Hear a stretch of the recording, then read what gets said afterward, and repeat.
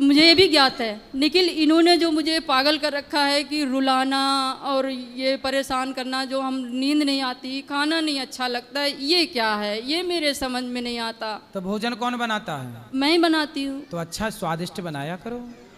राधे राधे गुरुजी। जी। मैं गाजियाबाद से आई हूँ, मेरा नाम आरती है। तो महाराज जी, मेरा एक प्रश्न है कि ये मेरा लाला है जिसे मैं गोद में लिए हूँ, इसको मैंने पूरे वृंदावन में ढूंढा मगर मुझे तो कहीं मिला नहीं।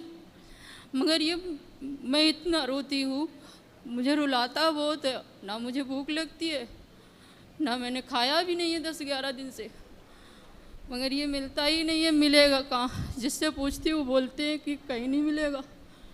कौन नहीं मिलेगा? ये रहा। तो वो तो आपके गोद में है, मिलने के क्या सवाल, वो तो है ही आपके पास। नहीं महाराज जी, ये गोद में तो है मेरी, ये तो मुझे भी पता है हाँ। कि मेरी गोद में है, मगर मेरा ये सवाल है कि ये मुझे बहुत रुलाते हैं। मैं अपने आप रोती हूँ, रात को उठ उठ के रोती हूँ, मुझे नींद अच्छा भी नहीं आती है। अच्छा है, भगवान की याद में रोना बहुत अच्छी बात है। तो मेरे 2 बच्चे भी हैं, मैं उनको भी तो देखना है। तो बच्चों को देखिए, उन बच्चों में ही अपने भगवान का दर्शन करो, उन बच्चों में ही ईश्वर का दर्शन करो और अपने कर्तव्य को निभाओ। बेटों को भी देखो, कितने बड़े बड़े बच्चे हैं। एक तो 12 साल की है, एक 8 साल की बच्ची है, 2 बच्ची है मेरी, तो और बच्चों ये में तीसरा लाला है। तो बच्चों में ही भगवान का दर्शन करो, उनको पढ़ाओ लिखाओ, काबिल बनाओ और सब में ईश्वर को देखो। भगवान कब मिलेंगे ये सवाल ही गलत है ना। लोग कहते हैं भगवान कब मिलेंगे, भगवान मिल चुके, अब पहचानने की देर है। अच्छा ये बताओ जी, आपके पति हैं? हाँ जी, पति तो हैं। तो पति कौन है? मानती हूँ पति परमेश्वर हैं। हाँ, तो पति लेकिन भगवान है। पति परमेश्वर तो मिल चुके हैं, माँ बाप भगवान के रूप में है, कोई दीन दुखी सब में ईश्वर है। अच्छा ये बताओ, हाँ जी, घड़े में क्या है? पानी है। घड़े में तो पानी है, पानी निकाल दो हाँ तो जी, क्या है? खाली है। खाली है। जी, और क्या है? मिट्टी है बाकी तो। जी, घड़े में केवल मिट्टी है। हाँ हाँ। जैसे घड़े में है माटी, लेकिन आपको दिखाई क्या पड़ रहा है? घड़ा।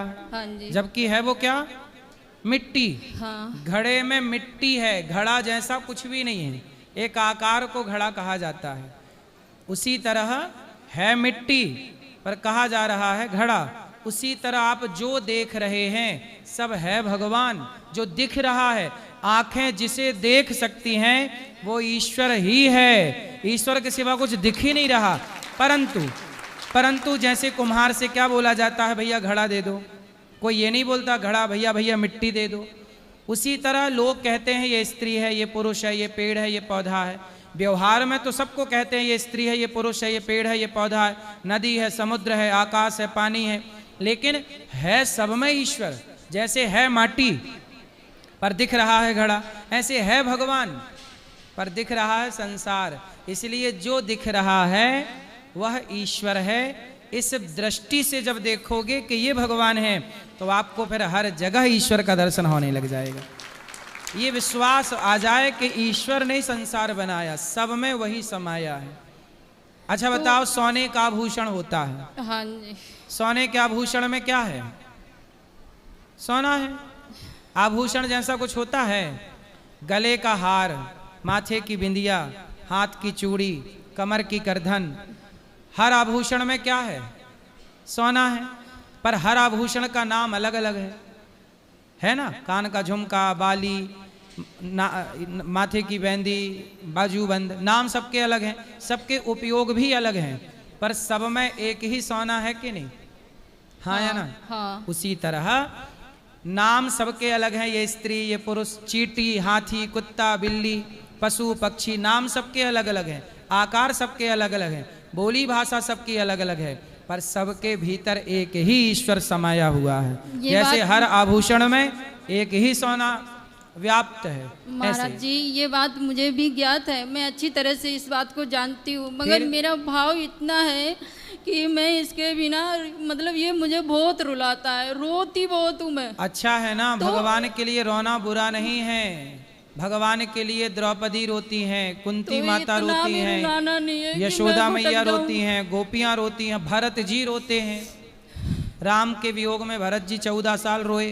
भगवान मैं- की याद में रोना ही भक्ति है, यही सच्ची भक्ति है। महाराज जी, अब मेरे पति कहते हैं कि तुमने इनको रख रखा है ना, तो तुम्हारी चिता में आग भी यही लगाएंगे, मैं नहीं लगाऊंगा। नहीं ठीक है, पति तो- अपनी जगह सही है, आप भी अपनी जगह। देखो आप ना भक्ति कर रही हो, हाँ, पर पति है ना, नहीं मानते वो। कोई बात नहीं, सब एक से नहीं होते। हम चाहते हैं कि सब हमारे जैसे हो जाएं, पर सब तो देखो गुलाब बगीचे में सब तो गुलाब ना होंगे, कुछ चंपा भी रहेगी, कुछ अन्य पुष्प भी रहेंगे। बगीचे में सारे आम तो नहीं होते, बबूल भी होता है, नीम भी होती है।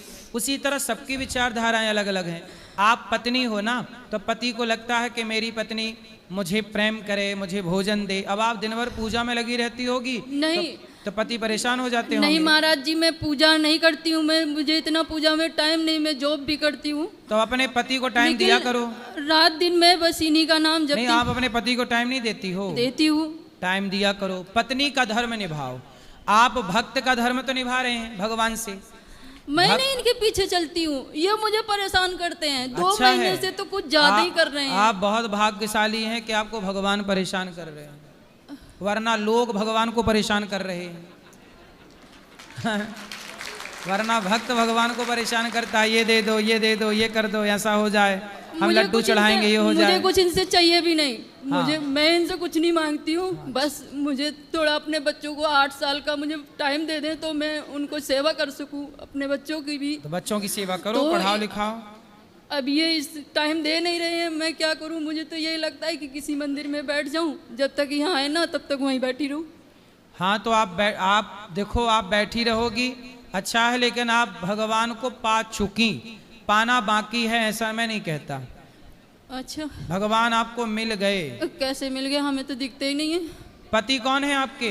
पति तो परमेश्वर हैं, वो तो हम भी मानते हैं। तो उन्हीं में देखो अपने भगवान, बच्चों में अपने भगवान देखो, सब में ईश्वर है, ना जाने किस रूप में नारायण। महाराज जी, मैं आपको बता दूं, मैं सर्वव्यापक सब में ईश्वर देखती हूँ। जैसे कुत्ता है, बिल्ली है, भगवान, भैंस है, गाय, सब में। हाँ, अच्छी पति बात। में, बच्चों में, सब में देखती हूँ। मेरा भाव ऐसा है। सही है, सही और है। मैं ये भी चाहती हूँ कि लगता है मुझे कि जब प्रभु की असली कृपा होती है, जब सब में भगवान की छवि दिखाई दे। मुझे ये भी ज्ञात है, लेकिन इन्होंने जो मुझे पागल कर रखा है कि रुलाना और ये परेशान करना, जो हम नींद नहीं आती, खाना नहीं अच्छा लगता है, ये क्या है? ये मेरे समझ में नहीं आता। तो भोजन कौन बनाता है? मैं ही बनाती हूँ। तो अच्छा स्वादिष्ट बनाया करो। आप कहती हो अच्छा नहीं लगता, अच्छे महाराज जी- बनाओगे, अच्छे से भोग लगाओगे, प्रसाद पाओ मस्त, अच्छा बनाया करो, स्वाद युक्त बनाओ, अच्छा भगवान के लिए। ये मत सोचो हमें खाना, ये भाव से बनाओ, भगवान के लिए बना रहे, भोग लगा के खाओ। इन्हीं के लिए बनाती हूँ। हाँ, तो इनको बना के खाया भी करो। खाया नहीं करती आप? खाती तो हूँ, लेकिन अब 24 घंटे में एक आध बार थोड़ा बहुत खा लिया तो खा लिया, वरना खाने का मन नहीं करता है। तो एक बार में खूब ढेर सारा भर भर के टट्ठ भर के भात खा लिया करो। महाराज जी, आप भी हंसी की बात में जब आई थी तभी मैं ये सोच रही थी कि ऐसा ना हो महाराज जी मेरी हंसी बना दी, क्योंकि नहीं, मैं आपको आपकी हंसी चैनल नहीं में बना रहा देखती हूँ। हूँ। आपकी हंसी नहीं बना रहा हूं, मैं ये कह रहा हूं कि आप खाया करो भर भर के। भाई आप रोती हुई आई हो, हमारा धर्म है कि हमारे पास जो रोता हुआ आएगा हम उसको हंसाएंगे, ये हमारा धर्म है। आप देखो, आप तो हमेशा रोती रहती हो। हाँ। घर में बैठी, मंदिर में बैठी, पति के पास, समाज में रो ही रही हो, एक हमारे पास आई हो तो कम से कम हम तो आपको हंसा दें। तो मैं एक अपने गाना सुना था जो कि तेरे मेरे रोने पे तुझको जो आए हंसी, तो मैं रो रो के तुझको रुलाती रहूं, हंसाती रहूं। तो मैं इसीलिए अब कान्हा के लिए बस रोती ही रहती हूँ। कन्हैया को एक रोज रो कर पुकारा, तो आता ही नहीं है। कृपा पात्र किस दिन बनूंगा तुम्हारा। भगवान के लिए रोना सबसे उत्तम भक्ति है, इससे बड़ी कोई भक्ति इस धरती पर है नहीं। जो आप कर रही हो ना, सबसे उत्तम। इसलिए रोया करो भगवान की याद में, लेकिन रोना भी है, हंसना भी है, जिम्मेदारियां हैं वो भी पूरी करनी है। हाँ, मैं खुद चाहती हूँ कि जिम्मेदारी पूरी कर लूँ, इसके बाद में चाहे तू मुझे मीरा बना दे, मुझे कोई दिक्कत नहीं है। आप अपने बच्चों को पढ़ा लिखा के बेटियों का विवाह कर दो, फिर इसके बाद आप आज़ादी से खूब भजन करना मीरा की तरह। अभी तब तक भजन करना, पर जिम्मेदारियां भी संग संग। महाराज जी एक उपाय बता दो, मुझे रोना बंद हो जाए, मैं खाना खाने लगूं सही से, तभी तो कर पाऊंगी। आप ये भी तो मतलब बताइए। खा नहीं पा रही, इस बात का रोना है, दुख है? नहीं महाराज जी, इस लाला ने मुझे परेशान कर रखा है, इसलिए मैं आपसे यही प्रश्न लेके आई हूँ आपसे। अब कोई उम्मीद नहीं है बाकी कुछ अच्छा, आप नहीं। यहाँ चल के खाओ, रसोई में जाके भोग लगाना भगवान जी को, खाना। मैंने खाया था थोड़ा सा खाया था, मन नहीं किया खाने का। फिर क्या, मैंने खाया ही नहीं। फिर फेंक दिया? नहीं, वही थोड़ा सा रखवाया था मैंने, बस, ज्यादा नहीं। कितनी रोटी? रोटी नहीं थी, वो चावल से शायद समा के चावल बना रखे व्रत का। अच्छा, आज व्रत वाला है। हाँ, तो थोड़ा सा आधा चमचा रखवाया था, वही खाया। ठीक है, कोई बात नहीं, घर जाके बढ़िया बनाना, खूब खाना। महाराज जी 15-20 खाना तो रोटी मैं तो खा इतना लेना। अच्छा बनाती हूँ कि आप भी आओगे तो खाओगे तो बहुत स्वादिष्ट बनाती हूँ। चलो हम आएंगे तो खिलाना।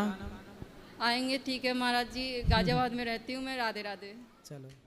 गुरुजी, मुझे आपसे एक प्रश्न है जी।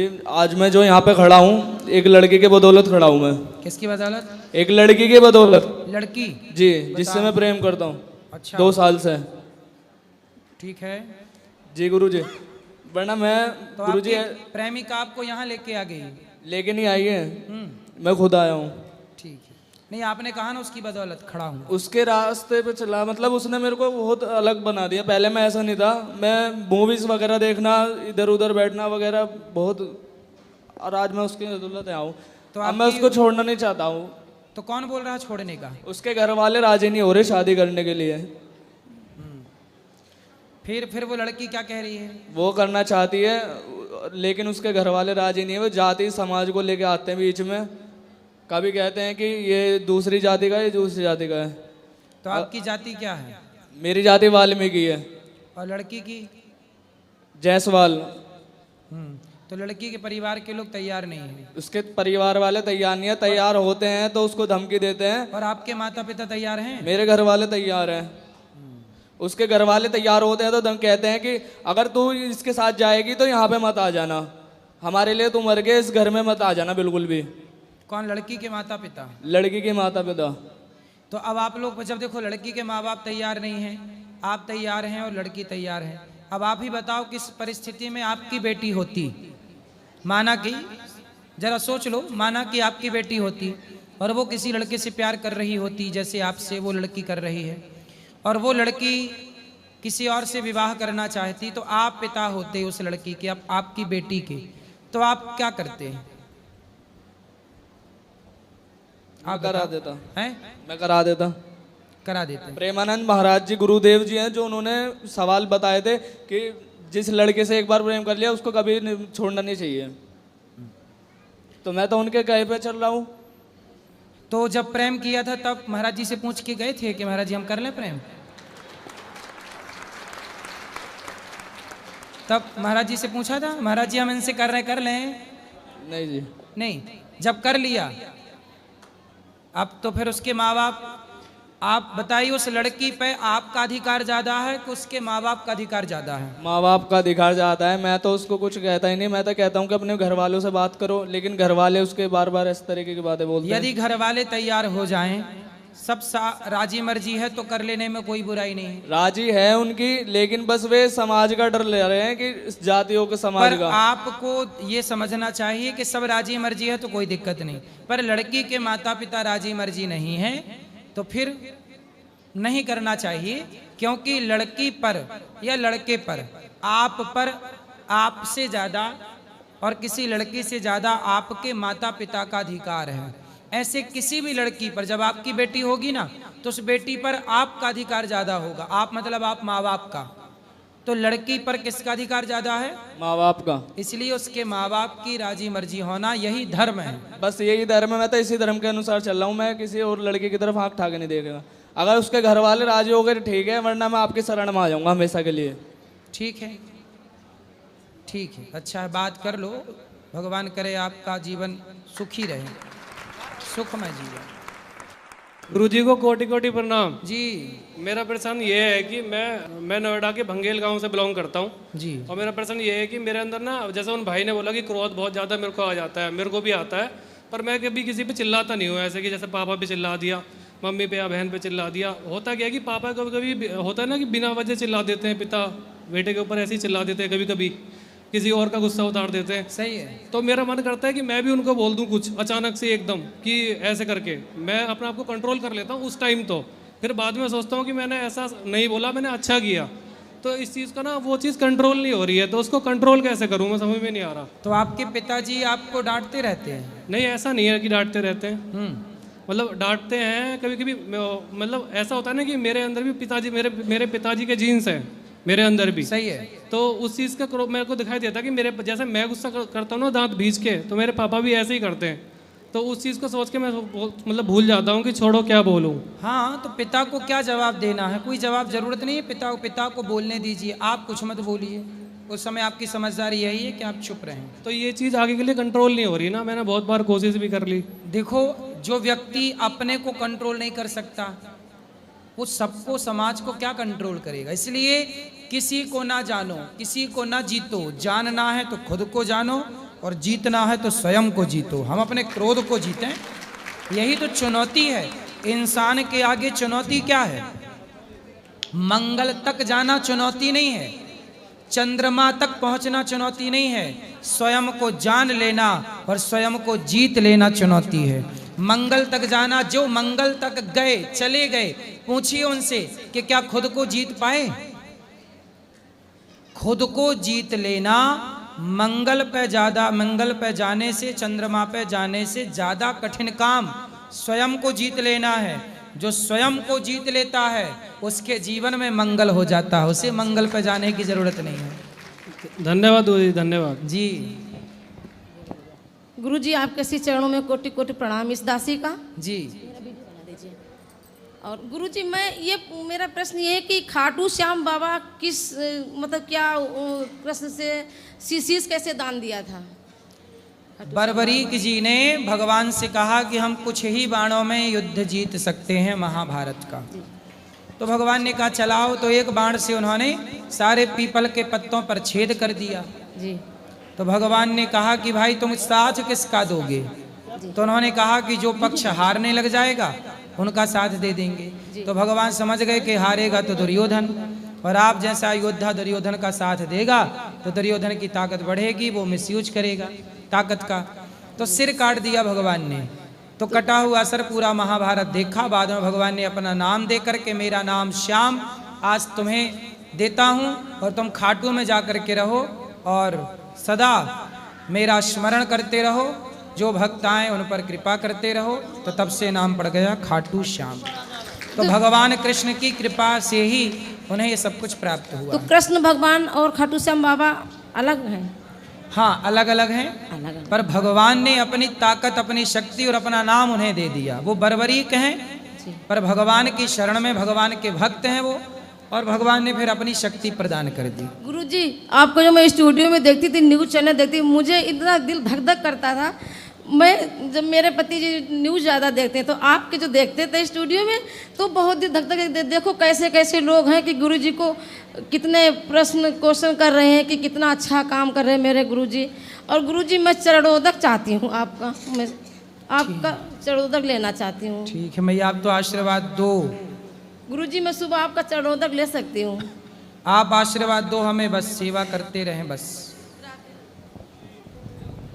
Hello hello. महाराज जी के चरणों में इस दास का प्रणाम। जी। आपसे सुबह बात हुई थी हमारी कि हमें कविता आपको कुछ सुनाना है। बिल्कुल सुनाइए, कविता आप कवि हैं। हाँ। सुनाइए। मेरा नाम मोहन चंद्र दीवाना है और मैं जालौन का रहने वाला हूँ। मोहन चंद्र दीवाना आप ही हैं? हाँ। अच्छा, मोहन चंद्र दूसरे भी सुने थे हमने, नहीं, पर आप दीवाना हैं। बढ़िया। छोड़िए माइक, छोड़ दो माइक।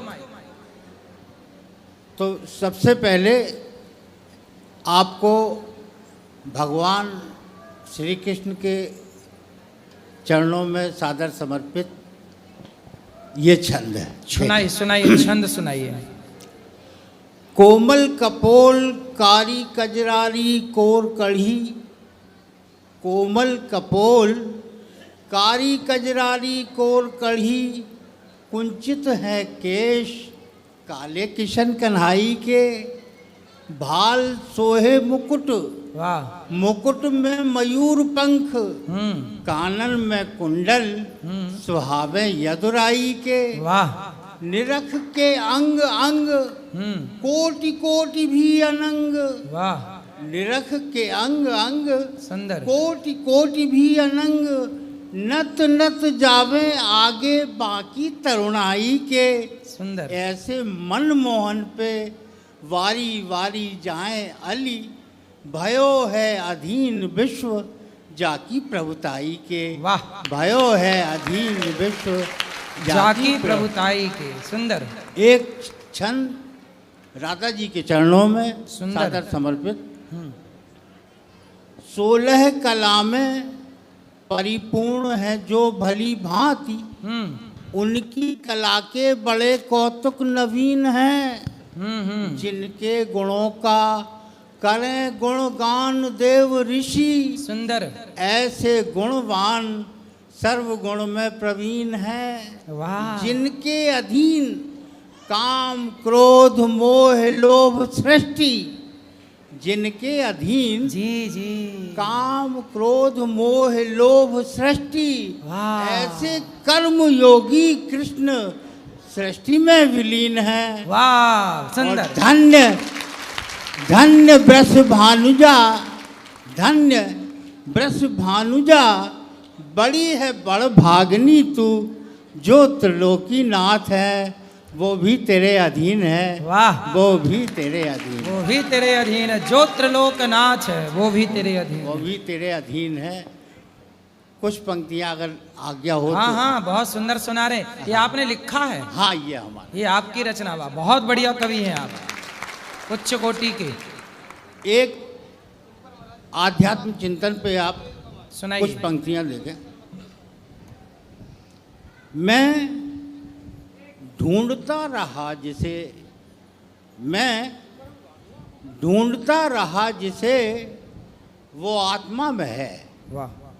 मैं ढूंढता रहा जिसे वो आत्मा में है, सुंदर। मैं ढूंढता रहा जिसे वो आत्मा में है, परमात्मा का अंश ही जीवात्मा में है, वाह। परमात्मा का अंश ही जीवात्मा में है, जिसका प्रकाश सूर्य में है चंद्रमा में है, जिसका प्रकाश सूर्य में है, सूर्य में है चंद्रमा में है, और तारों में जगमगाए वही पूर्णिमा में है, तारों में जगमगाए वही पूर्णिमा में है। और महाराज जी, ये विशेष पंक्तियां आपके लिए हैं हाँ। कि अपराध अपराध लघु या दीर्घ हो, अपराध लघु या दीर्घ हो, अपराध लघु या दीर्घ हो, वो दंडनीय है। दंडनीय। अपराध लघु या दीर्घ हो, या दीर्घ हो, वो दंडनीय है जी। क्षमता क्षमा तो बस उसी परमात्मा में है, वाह। क्षमता क्षमा तो बस उसी परमात्मा में है।